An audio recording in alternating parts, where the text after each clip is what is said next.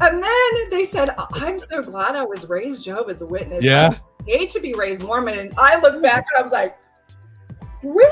The curious thing about Mormons is they believe that somehow Christ's church had dissolved and got corrupted, and that Joseph Smith in the 1830s was the one called to restore it.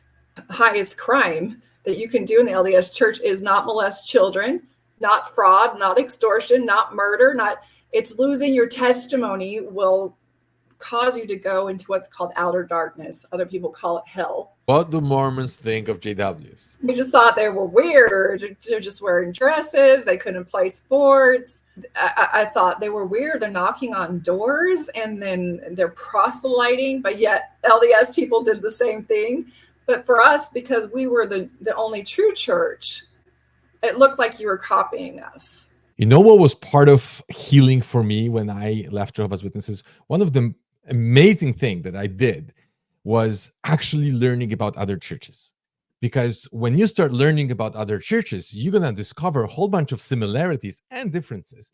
At the same time, you're going to realize we're not alone. We were not the only religion that was brainwashed, and we were not the only ones that were shunned, and we were not the only ones that suffer because we left. So I thought about, who else would have a similar experience that Jehovah's Witnesses? And I was very curious about Mormons. I had a privilege of talking to many of them as a Jehovah's Witness, and we were like, talking back and forth, a ping pong conversation. But you know what? Just like you would learn from ex-Jehovah's Witness a lot about the two sides of the story, you would learn a lot about Mormons from the two sides. So I invited my friend Wendi to join me because she has an incredible story of exiting from Mormon church. Hey, Wendi. Hey, Jack. How's it going? It's wonderful. Thank you for joining me. Wendi is quite a gem, and her story will really, really help you to see how Jehovah's Witnesses are not the only ones who are going through the same trauma. But I don't want to take from your story. Please tell us first, what was your story with Mormon Church? I'm excited to tell you my story. Just so you know, I do coach people who are in deconstruction. So hopefully in my story, you'll hear some advice and some strategies that I use with my clients to help you in this process. So what is my story? I am a 7th generation LDS, a Latter-day Saint, and which we call the Mormons. They don't accept that term anymore because their new prophet has told them that is like a win for Satan when you call them Mormons. But it has more to do with their marketing and all the research that was happening on the internet. And so they're trying to do some repair. So there's some little trivia for you. If you call a Mormon, they'll be offended. Really? So it used to be normal, and now it's offensive to call somebody a Mormon. I didn't know that. I thought it was like this one or that one. Yeah, no. So now it's officially members of the Church of Jesus Christ of Latter-day Saints, and that's what they want to be called. So okay, it's but it's okay to say like LDS Church or something like that, right? Yeah, well, they like the whole long thing because it feels official. So for 7 generations, that means my parents joined the church, or my great-great-great-great-grandparents joined the church right at its inception in 1830, when it was the prophet began it, Joseph Smith, in Palmyra, but they joined in Nauvoo. My ancestors did. And so they crossed the plains here to Utah, which is where I'm living right now still. And they got here to Utah and settled Utah because they kept getting kicked out of places. And so they settled here in Utah. And still today, Utah has just barely crossed the threshold of being under 50% LDS. And so there's a strong LDS influence, and the separation between church and state, it doesn't exist here. Wow, it's government is the church. It's hard to imagine all Jehovah's Witnesses being all in one place. Yeah, but I think that's like 100 times worse if you leave and then you're surrounded by like everybody around you. At least half of the people are belonging to that church. That must be really challenging. But we'll get into it. But before, I wanted to know, what are the foundation beliefs of Latter-day Saints? So what are the core beliefs, like when it comes to salvation, who you have to be to be saved? Where do they go? Do they believe in hell, heaven, paradise? Explain a little bit about that. Okay, that's a lot of theology there, and I hope it's interesting. So we have what's called the plan of salvation, and that is that you in the pre-existence were righteous enough to be born into a Latter-day Saint family, and your second level of of inclusion is if you become a convert. And so they're generous at converting others, but they're more about creating babies that were righteous enough to be born into the covenant is what it's called. And so LDS people have a lot of children. And so when you're born into the covenant, you're blessed, and you're blessed with the name, and you pretty much, your records go onto the church, onto their corporate documents. They have elaborate records, probably more elaborate than any other church on the planet. In fact, when you leave, you have to ask for your records to be removed. And it has to be done through a lawyer or through your bishop and stake president. So we'll go through that later. So the beliefs are that you come to earth and you need to get baptized and take on the name of Christ. And that's done when you're 8, because certainly when you're 8, you're smart enough to understand what's the right religion in the world and to be a part of it and to take on the responsibility of such a choice that you have no idea what the impact is going to be and what's going to be expected of you in the life term. But these 8-year-olds are coerced and gently brainwashed into accepting that it's so exciting to become 8 because then you get to be baptized. And this is the first covenant that they use as an anchor to bring you back into the fold should you stray.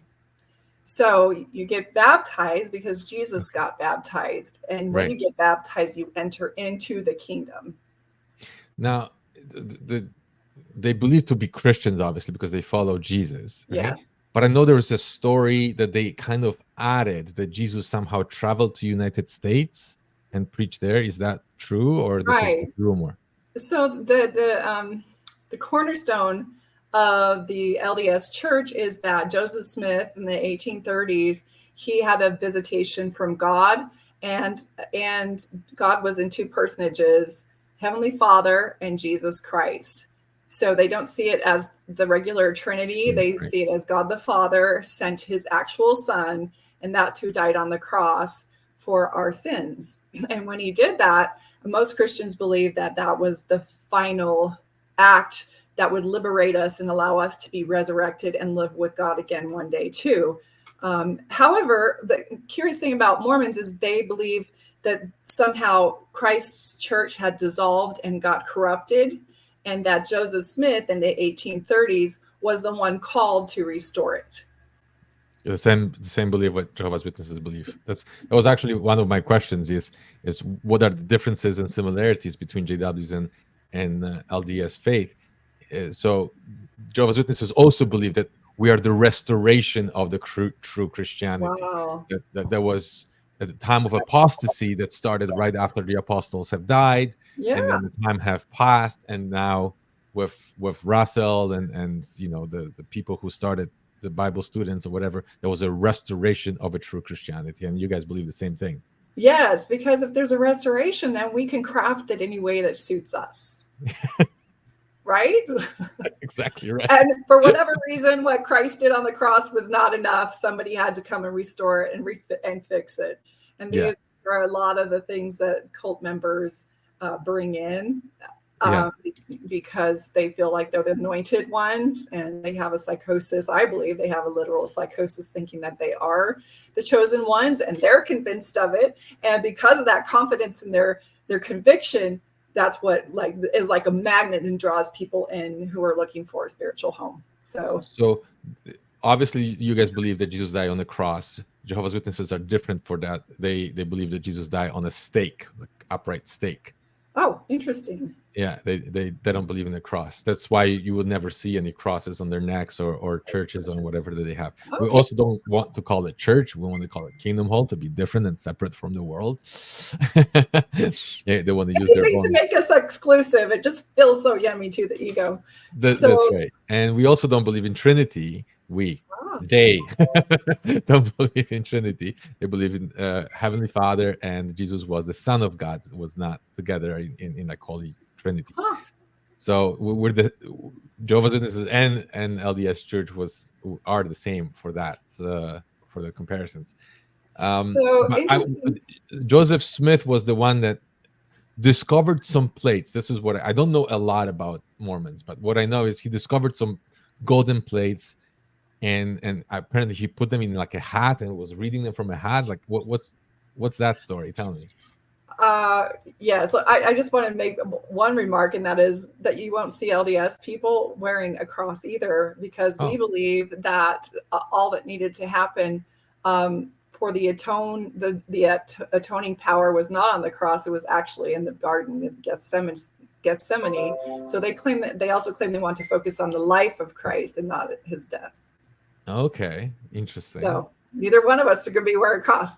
There So you go. yes, in Joseph Smith was a 14-year-old boy, and he went to the woods to pray and ask God which church he should join. And that's when he had this visitation by God the Father and his son, Jesus Christ, who told him that he should join no church and that they would give him the information and to restore the proper church with a proper authority, and that he had been the chosen one. But it took like 4 years between that visitation and when he actually was able to unearth the plates that were supposedly buried in a Heel Cumorah, which is in Palmyra, New York.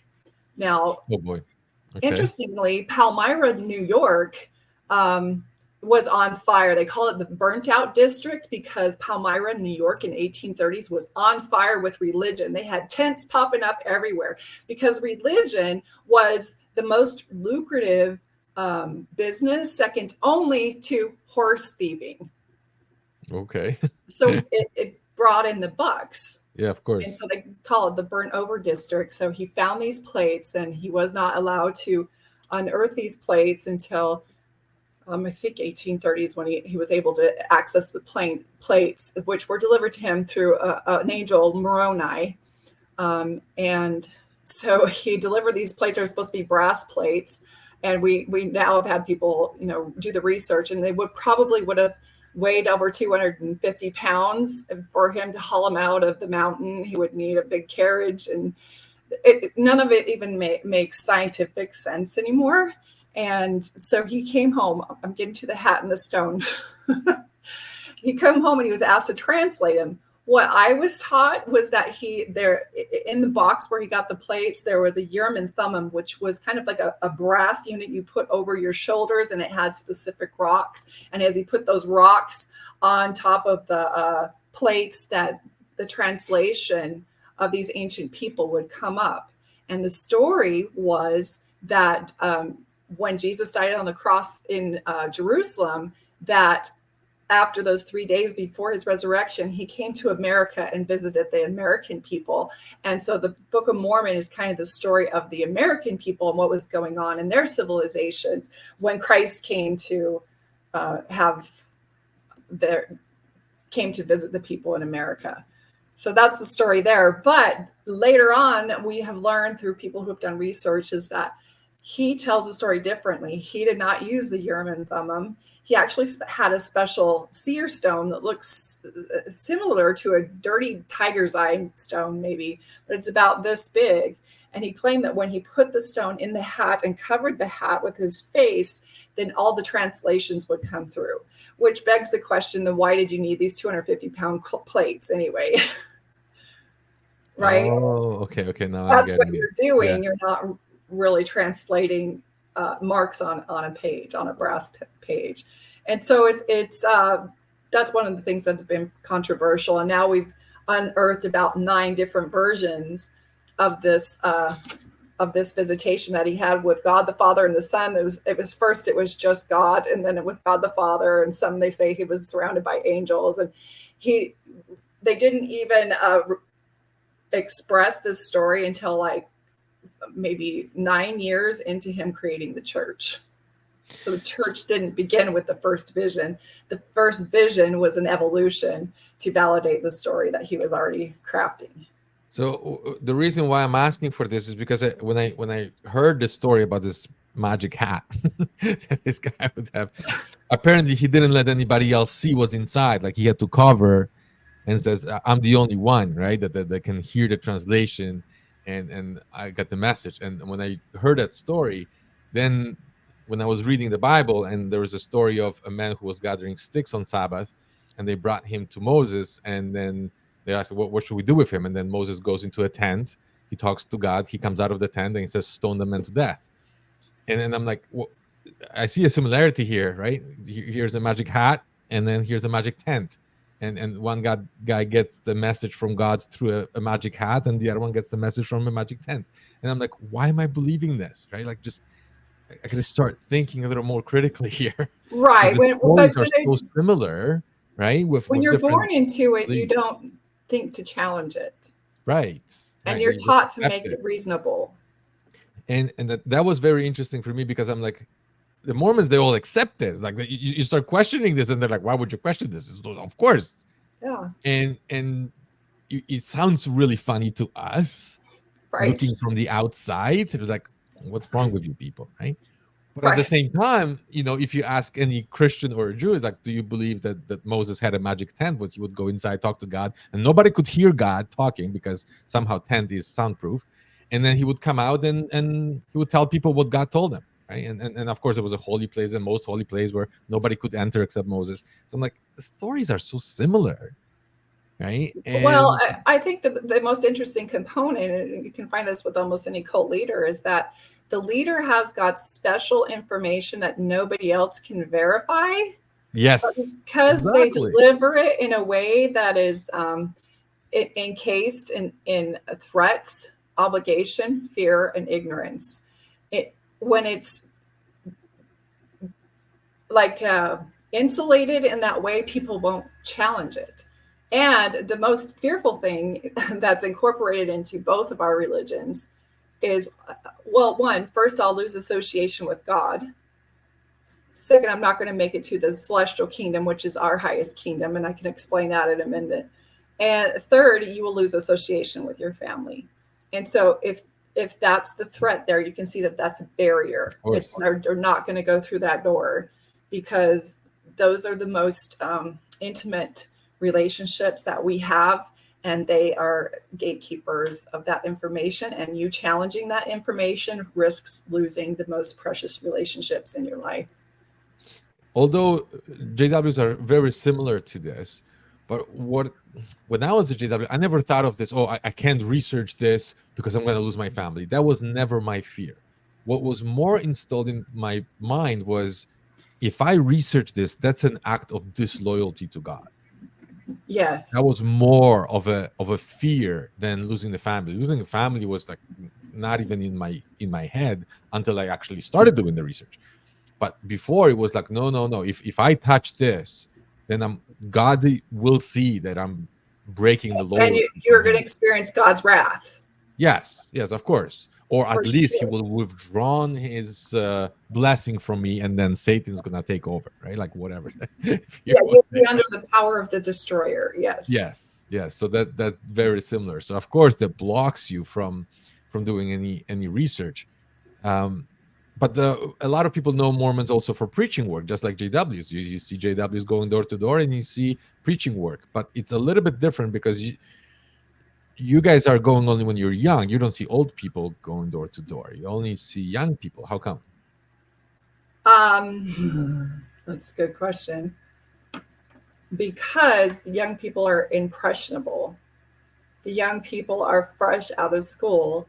And I believe it is a system of control, because during those 2 years, the church controls everything for those kids. And the hope is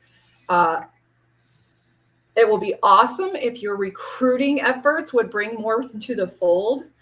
But even more important than that is that we keep the ones that are in heavily doctrinated, so that they will raise families and grow families within the church. And that 2-year opportunity, they're still very vulnerable. They have not experienced higher education, and so they're gullible and they're obedient, and they have been taught and groomed their entire life that a mission is what God wants. And like you said before, I don't want to challenge the will of the Lord, and this is what he wants. And if I don't do it, my life is going to suck, basically.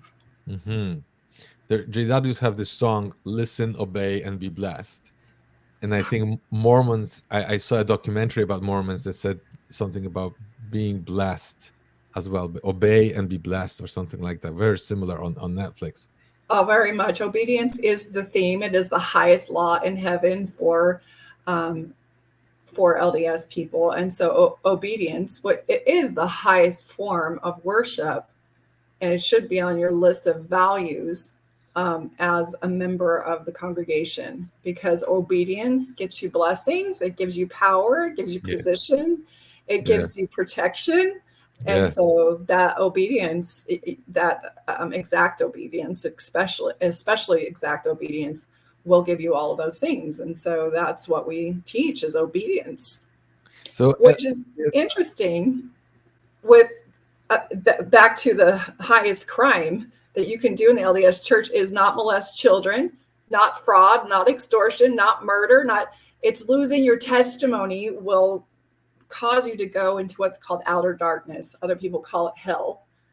But only those who have once had a testimony of the restored gospel of Jesus Christ, the Mormon flavor, will qualify for the lowest degree if they lose that testimony. Look at that. Like apostasy for JWs is the same thing. It doesn't matter if you are a murderer or rapist or whatever. None of that stuff matters. There's forgiveness for all that. Yeah, but if you say anything against the actual governing body, they would consider that act of not only disloyalty, but you're sinning against Holy Spirit. Yes. And there is actually no forgiveness for that. Yes, it doesn't matter what you do. That's the exact same belief. They made this video of actually throwing the piece of bread into garbage. They're like, okay, you're garbage right now, and that's it. You're done. Wow. Quite incredible. Okay. There was also, I don't know, you told me that they changed this now, but I heard before that you could get a planet. You could be a god on another planet. How did that change with a new light, or that's still a belief? Yes, because some people took some liberty to explain how ridiculous that Mormon doctrine is. So in our older doctrine, yes, it was something we were going to have our own worlds. Our goal is to become as God, which in a lot of other religions, that's just blasphemy. Right. And so our goal is to become as God and to have celestial glory. And then when we receive the celestial glory, then we become gods ourselves, and we will have kingdoms, principalities. We will be kings and queens and priests and priestesses unto the Most High. And we will be able to populate those planets with our spirit children, just like the earth has been populated with our God's spirit children. So that's a lot of hard work for the females there, because that's a lot of spirit children. So basically, for the highest effort and a Mormon woman can give to her church, her highest reward is to be a baby maker in heaven, practicing polygamy, and you're never going to hear from her because we don't talk about Heavenly Mother. You don't pray for her, with her, or to her, and we don't talk about her. So you'll become invisible, populating other planets. So that was actually my next question, because I've seen some Mormons have more than one wife, and they're actually boast about it. Oh yeah, this guy had like 17 wives, and some of them children, 14, 15-year-olds. And I'm like, that's like child molestation, for crying out loud. And yet the government doesn't do anything about it. So let me get some accuracy here, because some of what you're saying is true. But there's other pieces to that. And that is, there's splinter groups. And that is, there's a time in history where the government was coming down on polygamy, being against the law, and they were breaking up families, and they were disenfranchising the state of Utah because of polygamy. And so it became better for the church to say that we don't practice it anymore. And so they disavowed polygamy and they don't practice it anymore. Well, they did on the underground for a couple of years, but in the mainstream Mormonism, polygamy is not practiced unless your wife dies, and a man can have all these women sealed to him in the eternities, but that it doesn't go the same way for women. So it's like in the next world, the polygamy will be practiced, but not in this world. The fundamentalists, I think Mormons, they still have those compounds, right? Or communities that are pretty much protected by religion, that it's our religion. And they, like women, they have those braided hair, like, and they all look the same, kind of. Yeah, that was our church before that shifted. That's probably what it looked like, where there was one prophet, and they have their own prophet too. And they took it to the extremes, and it absolutely is sex trafficking. But in the beginning of the LDS church, the mainstream LDS church, Joseph Smith did practice polygamy, and he called it the New and Everlasting Covenant. Brigham Young practiced polygamy with over 52 wives and over 100 children. And so polygamy was very much a part of the religion. In fact, when they would go back into Europe, into England, to proselytize and bring boatloads of people, most of them women, who were fascinated with the idea of coming to America, coming to Zion, and being associated with the living prophet of the Lord. And they would give everything to get on that ship and trust and have that faith. And then when they got here, completely disenfranchised in a country that they had known nothing about, they were then called in by the prophet and taught about this new and everlasting covenant and learn who they were assigned to for being that person's new wife. And it usually was someone much older. Yeah. And so we do have a word for that now, and that is called sex trafficking.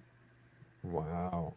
Well, it is true, but watching this, you just thinking, how could these women just willingly do this, right? And they don't want to leave, and but brainwashing is really powerful. Really powerful. In some of these communities today, so many women have broken free, and bless their heart, they have the courage to do that hero's journey. They'll go out, free themselves, liberate themselves, and then they come back in and they start to build businesses and families in their old community. And it starts to, the word starts to get out. And so a lot of these polygamous sects are really starting to crumble, and they are not a growing population. Who are leading your church? So Catholics have a pope, Jehovah's Witnesses have a governing body. Who's leading the Church of Latter-day Saints? We believe that it's the prophet. Our current prophet, his name is Russell M. Nelson. And that prophet is pretty much chosen through seniority. There are some other caveats there, but Russell M. Nelson has been in the lineup for many, many, many years. And so it's always older men. He's in his 90s. And so the main body is of much older men. And up until recently, it's been only white men in America and white men in America in Utah. Right. Seems to be the ones that the Lord is choosing to rule the whole earth. And so is he the one that decides about doctrinal changes? Because I've heard that one of the doctrinal changes was how you guys viewed a skin color, right? Like a black person was like a descendant of Cain because of the skin color being different or something like that, right? Am I accurate? Oh, yeah, very, very much so. When I was growing up in the 70s and in the 80s, we were taught that the people of color, specifically the Indians, were called Lamanites, and they were the dark-skinned, and they came to earth less valiant. And the color of their skin was changed because of the sin of Cain. And so because Cain killed Abel, Cain's skin turned dark. Therefore, everyone with dark skin was a descendant of Cain and had that curse, that marked curse upon them. And so as we grew and then we started to have these civil rights movements, the reason that changed, that doctrine changed, is because BYU was not being able to play with these other athletic schools because of their beliefs, and so they had to change that belief so that they could fit in and let their sports teams play. So whenever there's pressure on inclusion or money, then somehow the Lord suddenly comes down and gives the prophet a new revelation. It's fascinating. I know there's a lot of pieces that you got to go through this to understand everything. I'm trying to figure out what's the same, what's different between JWs and LDS Church. Tell me about some of the things that you were not allowed to do versus Awesome. something that JWs were allowed to do, because I know some of Jehovah's Witnesses and you associate with we aren't allowed to drink alcohol, but we also are not allowed to drink coffee. Right. How about smoking? Were you allowed to smoke cigarettes? No smoking, no drinking. Now we had the same. We no smoking for JWs either. Yeah, no cussing. No what? No cursing. Cursing, right. So we couldn't curse either. Okay. Bad language. But the main thing that was probably most traumatic leaving and realizing that you lived under this bondage of special underwear. And I'm sure everybody wants to know about the special underwear. It is true that LDS people, when they turn about 18, a young man, if he's going on a mission, goes through the temple. And the temple are the big, audacious buildings. We have church houses everywhere, but the temple is big, audacious buildings. And you go through there when you get your endowment. And part of the endowment is receiving the holy garments. And the church has what's called the beehive clothing distribution. So they have an entire distribution that they're making money off of LDS people who believe that their underwear is going to protect them from the wiles of Satan. Oh, okay. And so it's part of their covenants. And so they wear them under their clothing. So what I have on right now would not pass. That would be apostasy. So just like, I think the equivalent is, when a Jehovah's Witness leaves, they're afraid to be seen in their Halloween costume or with a Christmas tree in the background. Yeah. For LDS women, it's if your shoulder is showing, then people know that you have disaffected. So you can I heard you can only take them down for like 3 S's. Tell me about the 3 S's. Oh, for sports, swimming, and sex. You can take them off for those 3. Other than that, you can't. You have to wear them all the time. Yeah. So I guess that was the sign. Like if you're wearing something that shows, if you're wearing your something that doesn't accommodate your garments, then you're letting the world know that you're not keeping your covenants. That was similar for witnesses when they would see, let's say, a man wearing a beard at the meeting, or a pants for a woman. For a woman, yeah. And then recently they reversed that. They said, you guys can, if you want a beard, you can have a beard. If women, you want to wear pants, you can wear pants. Which was for the longest time that was not allowed. So imagine for LDS Church, now they're saying, oh, you can show your shoulders. They'll be like, what happened there? Well, so our garments used to be in the beginning from wrist to ankle. Oh boy. And there was an opening flap for if you needed to use the bathroom. Wow. I've seen them only in movies. So they've adjusted and they've reformed and evolved to be, and they keep getting narrower and narrower, but they go to about 2 inches above the knees.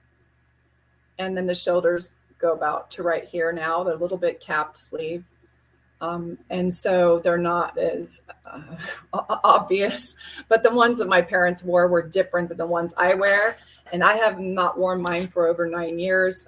So the ones they wear today are different than what I wore because they evolve with the fabrics and the design and everything. But as long as they have the special markings in them, and they're made by the Beehive Clothing Distribution, so you can't make your own garments, then they are official, and those are the only ones that you can be protected by Satan. But there is no empirical evidence that LDS people who wear garments are any more safe from anything than anybody else in the world. It's just, there's no way to prove something like that. But they do it out of obedience and faith, and afraid of not being protected, and afraid of being seen in their community as someone who is not faithful. It's interesting how, I think you told me this, that they would use examples when somebody, let's say, would have a car accident, and they would have cuts on their hand here. Yeah. And they would use this example to see, because you didn't have a garment over here, you cut over here, but where you have a garment, nothing happened to you. And that's a proof that God was, protecting you where you have the garment, right? Like, is Well, that happening?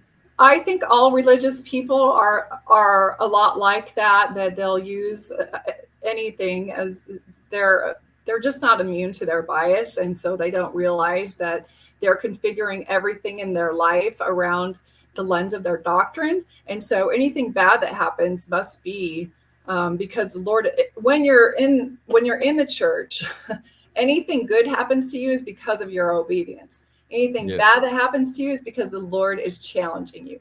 When you leave the church, anything good that happens to you is not noticed. Anything bad that happens to you is definitely because you have lost your testimony. Oh yeah, it's 100% the same for JWs. 100%. Yeah, that's how they see the world. It's always through the lens of the myopic lens of their religion. It's fascinating how the mindset is very similar. How do they pray? So they're encouraged to get on their hands and knees and pray when they're in church. It's just, fold your arms and bow your head. And then they hold their arms crossed like this, right? Yes. I noticed that. I didn't know that there was actually a requirement. I thought people just did that. Yeah, and they do not speak to Jesus. They speak to Heavenly Father. Okay, same with JWs. And they usually, there's a pattern. We're thankful for. This is what we ask in the name of Jesus Christ. So they seal it in the name of Jesus Christ. Amen. And how do they baptize dead people? I heard that they're baptizing the dead. How is that possible?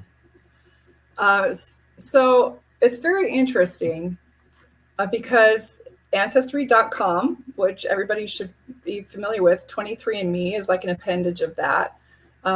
Discovering your ancestry is really something that the Mormon church brought to the forefront that we can be very grateful for, because they have an elaborate system of discovering families and generational families, because the belief is if you're not baptized, you cannot be saved into the celestial kingdom. So they're frantically, vigilantly trying to get as many people that have lived on the planet baptized. And that's what they're doing in the big temples, is they wear these temple clothes, they baptize names that they've found as they're doing the genealogy. They baptize them, bless them. If they're married, they seal them together so that all this can happen in the next life. So the belief is you have to have a body in order to experience those covenants so that they will be effective in the next life. I'm wondering how they kind of justify certain things that are very clear cut in the Bible, like Jesus turning water into wine, or who was it? Noah got drunk with drinking the wine, or whatever, right? Like, and they read these passages, and yet they would prohibit people from drinking wine. Why? How do they justify it? Okay, so in the beginning, they did use wine, and some of the breweries here in Utah today were actually founded by Brigham Young. Most active members of the church do not know that. Wine was in the jailhouse that Joseph Smith was killed in. They were drinking. And then one of the wives complained, and then Joseph had a magical revelation that alcohol was prohibited. And so there is some kind of, I don't know. To answer your question, I don't know the reasoning behind that, because like one of the first miracles of Jesus is that he was so forlorn about the fact that there wasn't any wine at the wedding, and he was honoring his mother's request. And so he just transformed this water into delicious wine. But yet we are not to ever partake of wine. But what about I the don't know how they so-called do that. Passover? Like Jehovah's Witnesses have this memorial every year. Actually, happened recently, and they're passing the bread and wine. Although very few drink it, only those who think they will go to heaven drink it. But do you guys have something similar where they pass the wine like Jesus did, or? So every week on Sunday, they have probably a 15, 20-minute ceremony that is blessing the sacrament. And they have this metal trays that are made specifically for our church. And the deacons, who are, well, young men between the ages of 12 and 18, are the ones that break the bread, and they fill these paper cups full of water. Now it's just water, which is far more economical for the church. But they pass it. So they say a prayer on it, and that prayer has to be exact or it won't work. So they say an exact prayer, and if they mess up, those poor boys have to say it over again, which can be very embarrassing in a congregation of your peers. So they say the prayer, and then they bless the bread, and they pass the bread on these trays, and it takes probably 10 minutes for the bread to get around a congregation of 300. And then they bless the water, and they pass it around, and you drink the cup, and you put it in the tray that has a little kind of like a tub underneath to capture all of the empty paper cups. And so that's you partaking of the sacrament every week. And So we don't practice Passover. Recently, they're coming up with ideas about Passover, but that is not something that I grew up with, is celebrating Palm Sunday or anything that had to do with the Passover. Just for Easter, we have a talk about Jesus. And how about money? Do you guys encourage higher education or discourage it? It was encouraged, because the more money you make, the more tithing you're going to pay. So you pay they're required to pay 10% tithing, which is why the coffers of the LDS Church are one of the highest in the world, and their property value is well over billions.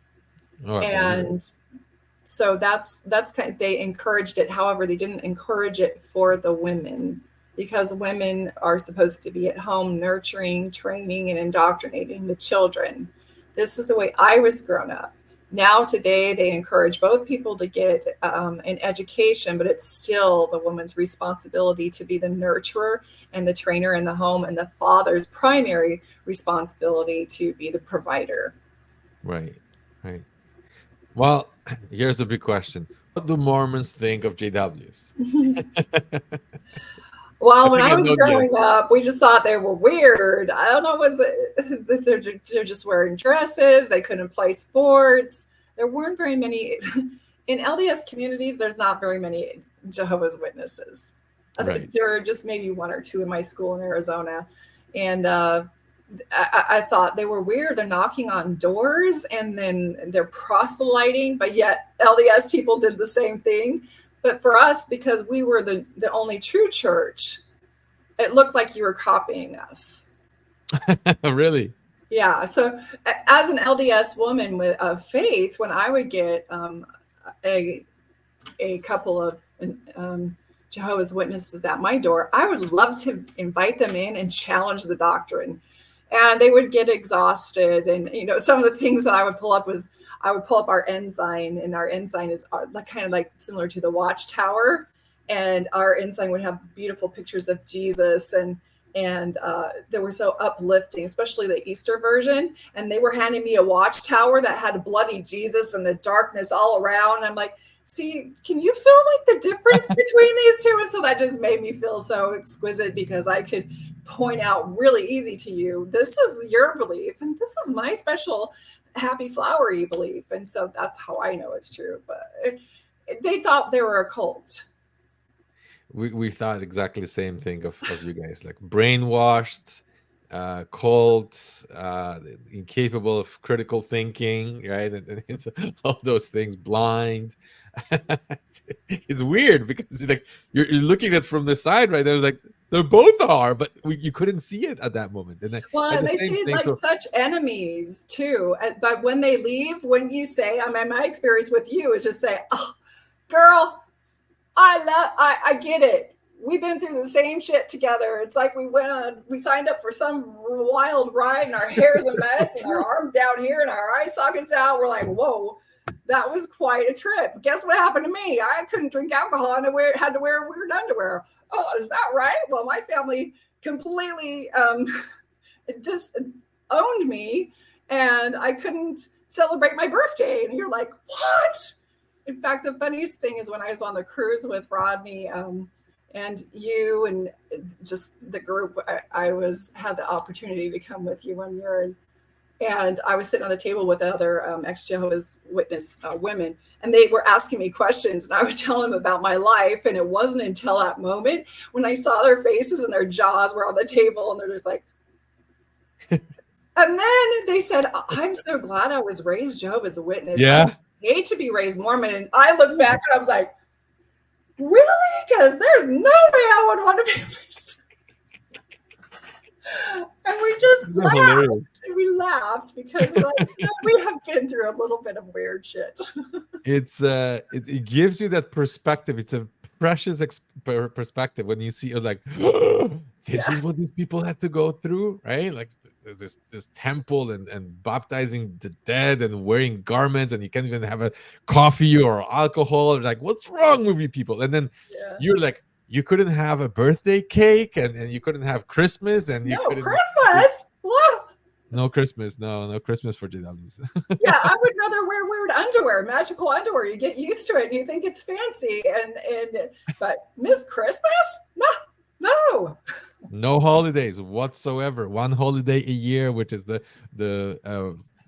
memorial for Jesus, which is not even a celebration. You just go listen for half an hour, and you can't even eat the bread or drink the wine. You're just passing it from one person to another To find out who's deemed themselves the sacred ones. pretty much. And then whenever somebody takes the bread and drinks the wine, they think, oh, the person is crazy. Because he's not going to heaven, because whoever goes to heaven is supposed to become a king over you. Right? Yeah, So someone's got psychosis. He's not gonna be my king. I know him. Yeah, and that's smart, right? Now all know his sins, so he must be crazy doing this, right? Yeah. What a challenge in being able to see who's willing to cross the line to think that they're more qualified than their peers. Wow. And people choose themselves for that position to go to heaven, basically. Or like, I feel like I was chosen, and it means nothing to the authority. However, they actually shot themselves in the foot a while back, because they said only those in the governing body, which is the top guys for Jehovah's Witnesses, can be chosen from people who are going to heaven. And they actually locked it in for a while, saying, oh, nobody's going to heaven whoever was born after 1935. It's a long story. I don't want to bore you with it. But then they all started dying out, right? And so like, okay, we can't choose anybody. So now we got to open the gate to heaven again, right? And it says anybody who was born at any time and feels like going to heaven can be chosen to be a governing body member, right? But fascinating. But of course they said based on the deeper understanding of the scriptures, we came to this conclusion. Well, yes. they basically came to the wrong conclusion before, and they couldn't straighten that out properly. Okay, so what was a turning point for you? For me, I had a lot of issues going on with the church. I was starting to doubt the racism. I was starting to doubt the sexism. I was frustrated with the way they were treating the LGBTQ community and really disenfranchising and dehumanizing them.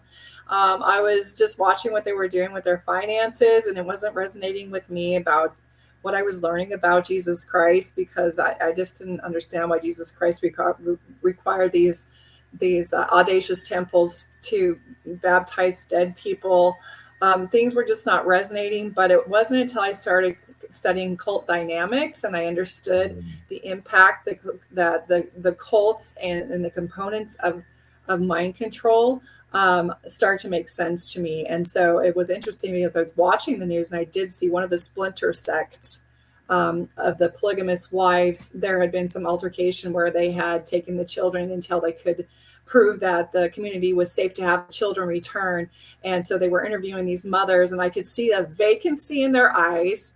Their language was not it didn't vary. They had the same cadence and tone with their language, and they didn't have any emotion about the fact that their children had been taken, and all of them looked the same as far as their appearance, the no makeup, the braided hair, and the pastel tops. And because I was studying mind control, I observed that differently, and I saw it for once like they are being controlled, which opened the door for how much am I being controlled.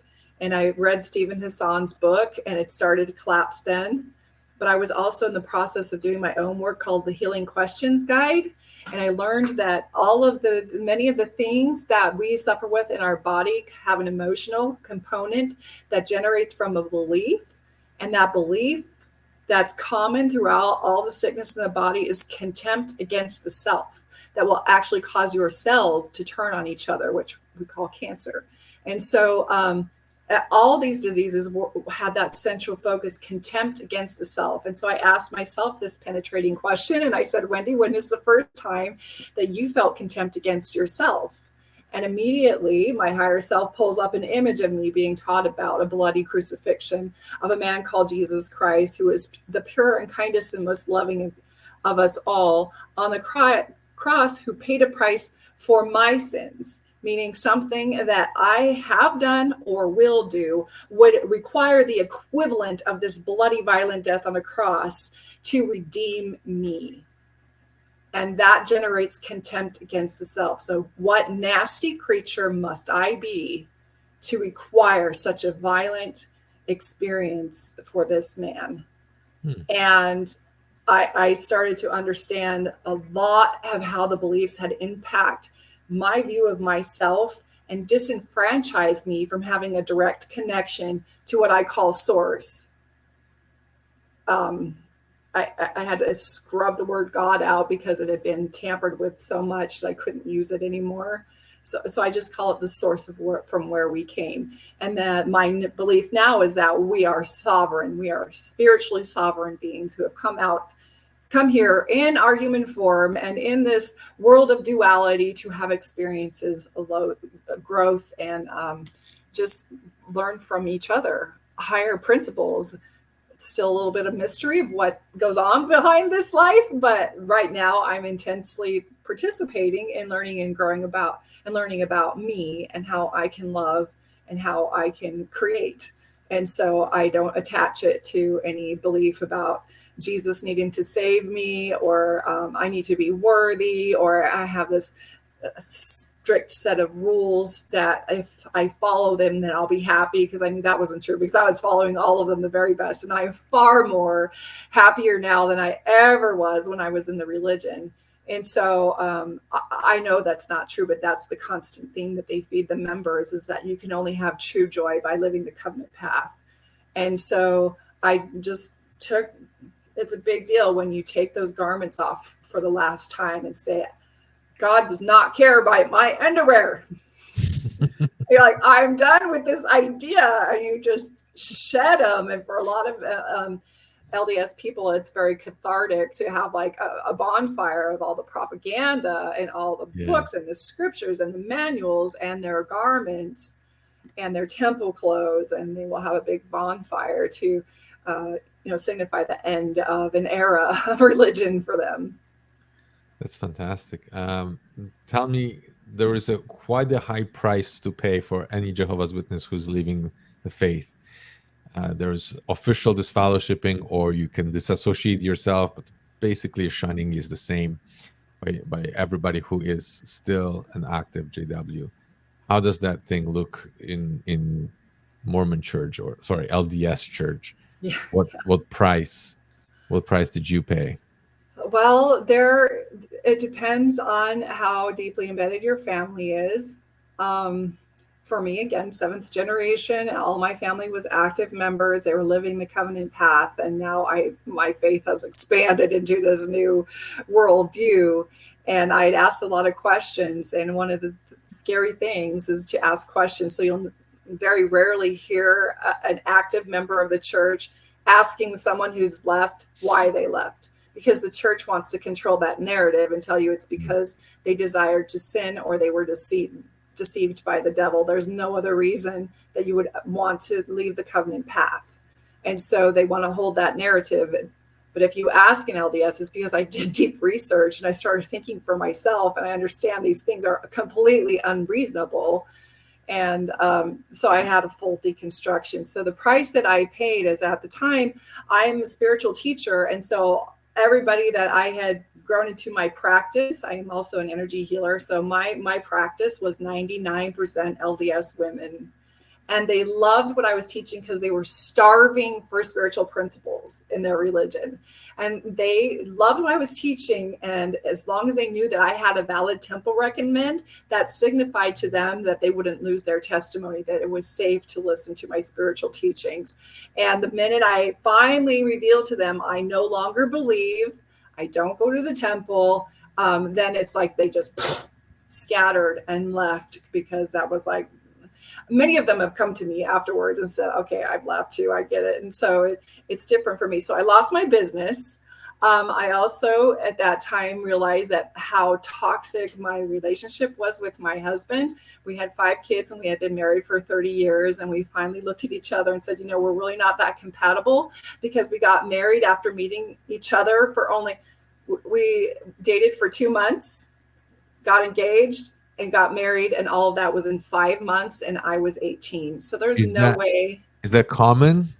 It was in the 80s when I was doing it. Yeah, nobody batted an eye at it. They thought, you're a little bit young, but you can still get into the temple. You're fine, and you're very mature. So, Wow. So nobody thought anything of it. My parents were fine with it, but in reality, now I was not equipped to raise a family. I didn't know what I was doing. I certainly didn't know how to choose a life partner. And so at that time, luckily for us, my husband at the time and I both deconstructed at the same time. Oh, good for you. And it became one of the only things we really had in common, the deconstruction, other than the fact that of our 5 children. And so we finally just looked at each other and said, we want to spend second life together. And we both agreed that we were not that compatible, and that we gave it a good try, and that we will amiably, what is the word we used? Uncouple.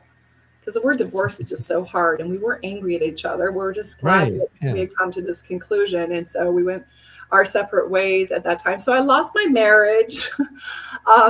Luckily for me, my parents were open, or it was just my mom. My dad had passed by this time. My parents were open to listening to some of my concerns. They loved and accepted me anyway. My siblings don't want to really talk about church things with me, and we have absolutely nothing in common anymore, because their life is so focused around the church that we just don't have much to talk about. But there's no animosity there. But as a life coach for people who are deconstructing, that is not normal. And usually there's some altercation, you've disappointed your parents. Some of them will be out for 10 years and they haven't told their parents yet, because they really are afraid of experiencing the emotional disappointment that will cause their family. So they risk losing association with the community is probably the hardest thing. But when every choice that you make comes through the lens of the doctrine, being able to extract what is real, I call it sifting between the wheat and the tares. It's extracting what was the doctrine and what was real. And when you pull that thread of your religion on the tapestry of the life you had built by the time you were 45, it feels like there's going to be nothing left. And so the process of restructuring or deconstructing and then restructuring your life and trying to find your identity of who you are without the influence of the indoctrination is probably the most difficult. But there is no such thing as official announcement that, oh, you, Wendi, is no longer. Well, that is not normal protocol, but yes, I have had friends who they do at stake conference. They make a list of the people who have left the church, specifically if they are teaching, they're afraid they're going to teach false doctrine because they don't want the members associating with them. Okay. But Like that's not the protecting them, normal protecting protocol. We from don't announce apostasy, it. right? Okay. Makes sense. So your family, basically, you have siblings. What about your kids? Did you lose your kids or? My oldest is still in. We're amiable. We talk. I love her. She loves me. I'm guarded around her family because I know that my influence is important, and that I will probably lose access to them if I start preaching Yeah. anything that would go against their religion. And so I honor and respect that because I was given that opportunity as a parent. And so I pour that to my children, but all the rest of them are pretty much out. And so I did not lose my children. I did not lose my siblings. But again, mine is a rare case. And there's something different that I noticed about the shunning in both religions. So for the Jehovah's Witnesses, it seems like it's very overt. Like we're going to announce it, you're not to speak to these people or give them greeting or whatever. And so that shunning is overt and it's woven into your doctrine as something that Jehovah's required. Am I right? Yes. Okay, so for LDS, they will say, you're still welcome here. Please come back. And they'll send missionaries to your door and try to reconvert you over and over and over. You're so welcome. And so they treat you like a sinful project, like Yes. you're a dissenter. As a matter of fact, last week they changed that among JWs. They actually said, okay, you could talk to your family members as long as you're just inviting them in. Okay. And if somebody does come to the Kingdom Hall, you're allowed to shake their hand and you're allowed to say a greeting, but don't speak to them for a long Associate time. with Don't associate. So they're actually copying what you guys are doing with the Mormon Church. I mean, LDS. Sorry. Yeah, there's nothing woven in our doctrine that you should shun. In fact, they'll claim to you, we don't shun, we love you, but our shunning is done covertly. Right. Where they dehumanize us, they tell us, they narrate the story of why we have left, they treat us like we have the plague, that there's some virus, and they exclude us from the groups. And in the family dynamics, there's absolutely shunning going on, but it's covert. And I don't know which one is worse, because when you're a Jehovah's Witness, you know you're going to get shunned, right? You know what to expect, right? Yeah. I think a lot of JWs don't understand this. They're thinking, oh, I wish they got rid of this shunning policy and stuff. And don't get me wrong, I wish they would get rid of it. But at the same time, that wouldn't change that much, because as long as they people still demonize everybody outside and are on the guard thinking, these people will pull us out, right? Yes. Because officially I was never disfellowshipped. And when I was just waking up, I went to talk to my sisters, and they basically, out of fear that just the fact that we left, that could negatively influence their children, because their children could watch and it's like, oh, he left and he's okay. You know what I mean? He's living a happy life, so we can too. You know what I mean? Yeah, it generates cognitive dissonance to associate with someone who is flourishing and having a happy life, because they're told in the religion that you can't be happy, you can't be joyful unless you're following the covenant path. So when you show up bright and happy with this awesome countenance and you're rocking it in life, they're like, I don't know what to do about that. That's inconsistent from what I'm teaching. And so they'd rather you don't associate with them. And certainly don't ask them why they left. I think it's a lot of like walking on eggshells around them, right? Because they're constantly trying to figure it out, what to say and to bring you back in, or why you're leaving. Yeah. So when I was like mentally out but physically still in, they noticed that something's going on. They noticed that I had some thoughts about different doctrines and stuff like that, because we discussed some of the things very briefly. Mm-hmm. So then they started testing me. They invited me over for a dinner, and then they said, okay, well, we're gonna sing a kingdom song right now. They just wanted to watch if I would. Who did that? 30 something years, we've never sang a song after the dinner. Never. Okay. Yeah. And then all of a sudden, we're going to sing a kingdom song. They It's just an wanted to know intervention. if I'm Like going you're to. not supposed to know that we're having an intervention on your behalf right now. Basically, right? So I'm like, what is going on? Like, no Jehovah Witness ever did this, ever, like in my life. I've never heard of somebody doing this, but like, well, we're gonna do this now. I mean, sometimes we would go camping and then would sit with a guitar and play one of those kingdom songs or whatever. That was normal. But right after dinner, like, no, that just never happened. And I noted that they acted really weird, but it was all for testing to see how I'm gonna react. How far along am I? Right? Am I gonna do all the things that are required, or am I gonna go like whatever? Right?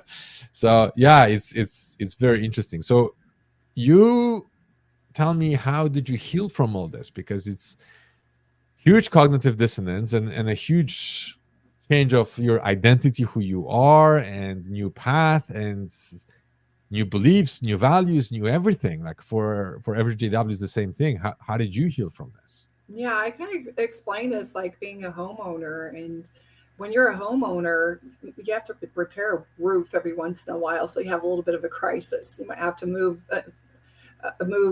into a different room of the house while the repair is being done. That's a minor crisis. Then you might have to, rip up the lawn and redo the lawn, minor crisis.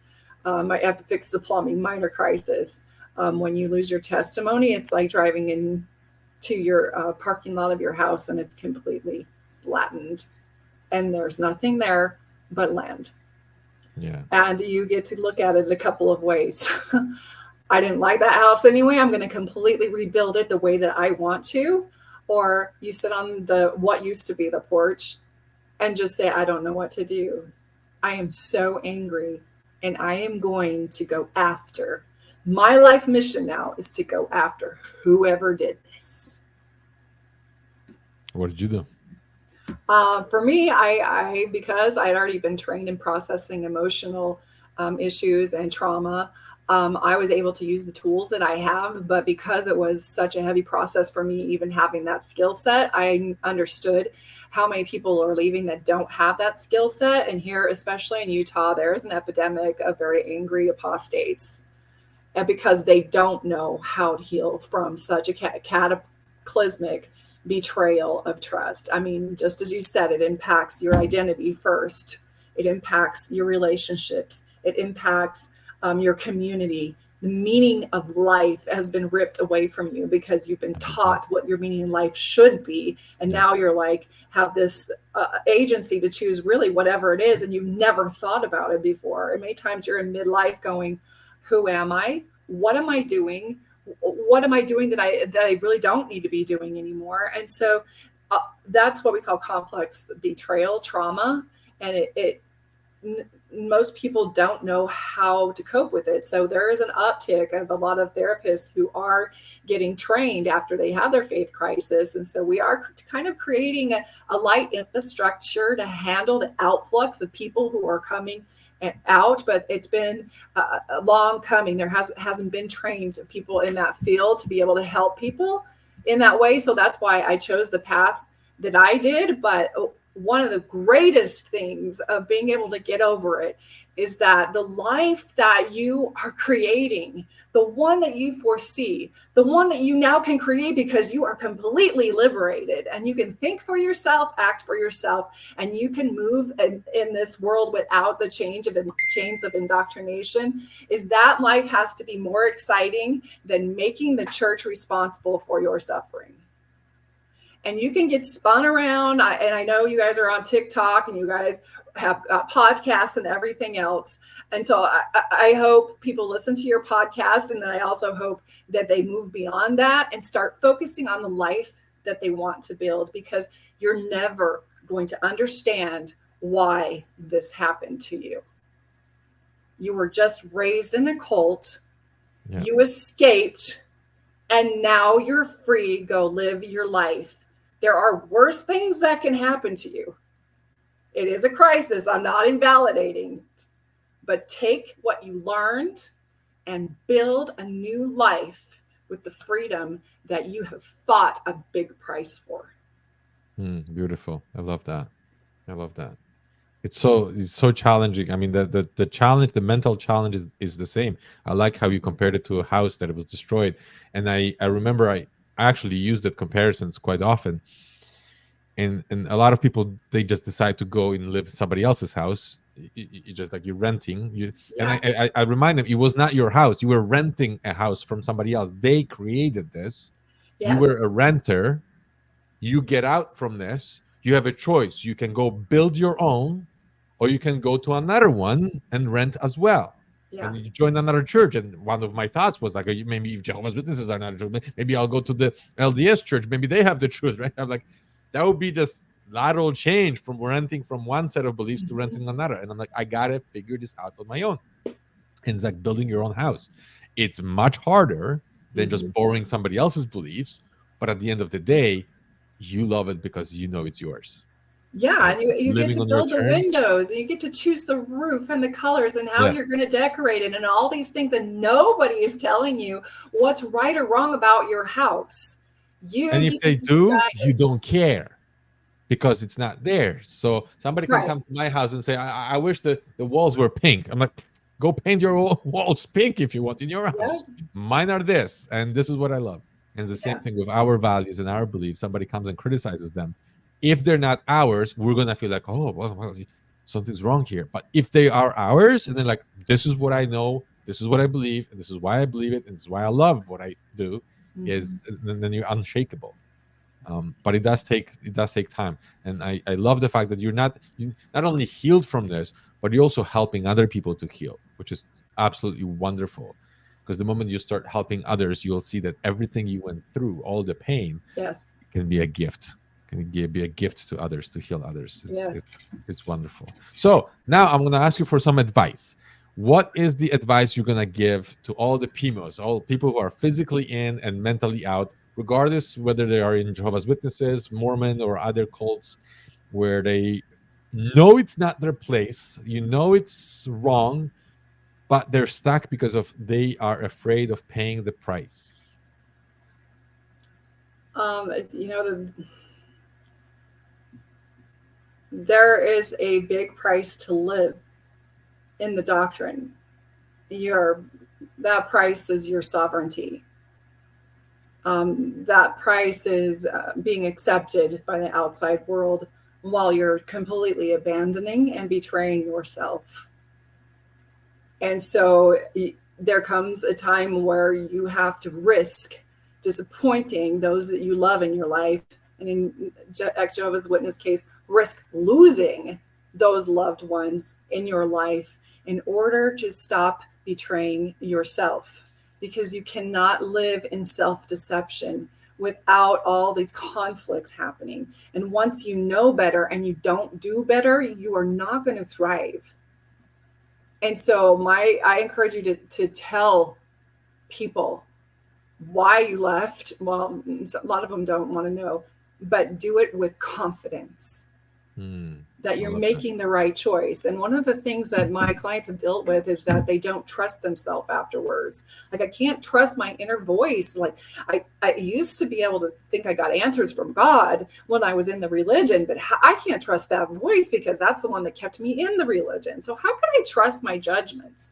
And this is what I have to say to you. And this is why you can trust yourself, emphatically trust yourself. And that's because you were not given all of the pieces when you joined. Your Mm, belief was based on small portions that they controlled in order for you to see them. And once you had the courage to challenge those boundaries and you saw the bigger picture, you were willing to risk those relationships, risk having association with your family, association with the community. You were willing to risk displeasing God once you found all the information in order to honor yourself.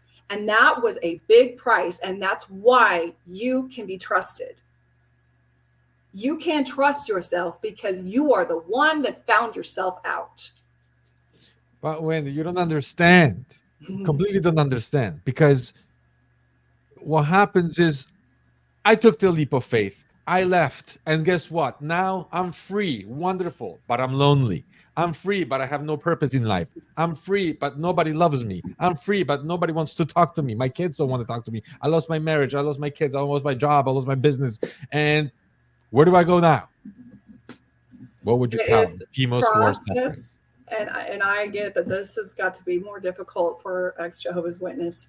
It is the process of coming home into yourself and making yourself enough and envisioning a life that you want, and to realize that you were denied skill sets, making friends. I mean, Mormons don't need to make friends. If they come into a certain school or whatever, they find their Mormons and they got instant friendships. That's not real life. That's not how it goes. And so, yeah, you need to learn how normal people make friends. You need to do the inner work about what the beliefs have done to your confidence and how to raise that confidence and start to move into a place that, instead of asking the question, what does this mean about me?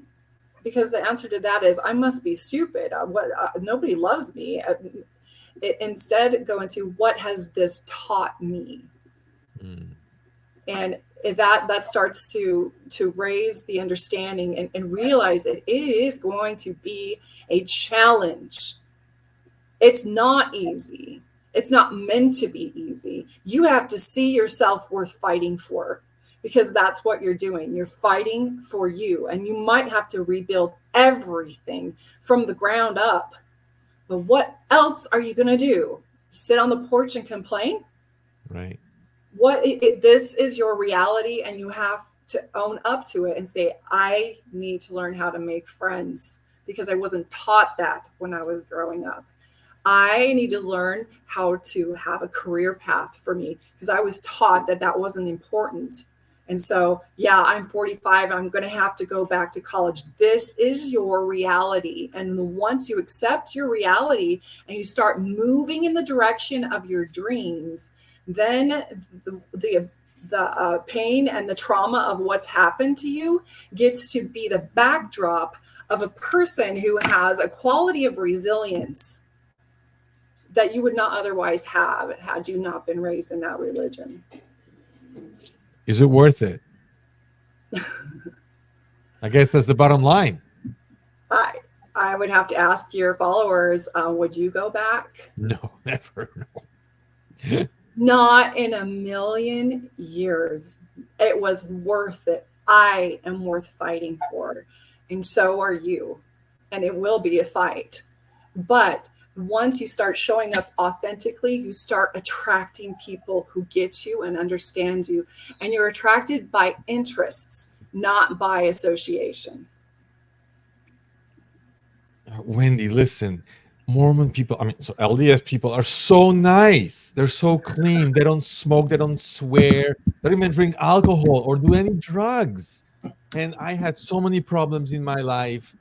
And they came to my door and they were so kind and they just love bombed me. And I wanted to join. I mean, why wouldn't I? My life was terrible before. And since I met these people, they're so kind to me. I just have this instant community and love and caring. And what's wrong with that? What would you tell? So one of the ways that people find themselves out is because they go into marriage counseling and find out that their husband is a narcissist or has narcissistic qualities. And then they apply what they're learning about their husband, they apply it to their religion. And they realize that they were raised in a narcissistic institution. And one of the top things about about a narcissist, or the pathology of narcissism, is your image is number one. And so, to answer your question, they are presenting an image that is very performative, but behind the scenes, they are every bit as human as anybody else. So they're drinking in the closet behind closed doors. They're lying to their parents about who they're having sex with. They're still being humans, but they present themselves as innocent and wholesome. And so, yes, they know how to be kind, but underneath the kindness, there's abuse. They are not emotionally advanced in any way. Many of them are entrepreneurial thinking because they have this prosperity gospel where they think the Lord is blessing them because they have all this money. And so they do present this image, and the church's image is number one, which is why they want you to dress appropriately, because you're representing the church. And so they want it to appear like, come over here, we're so wholesome and we have everything together, and look at our happy families. But underneath every picture of a happy family in front of a Mormon temple, there is chaos. So the top guys are called a prophet. If you actually stood in front of the prophet, and there was what, 15 guys or something, right?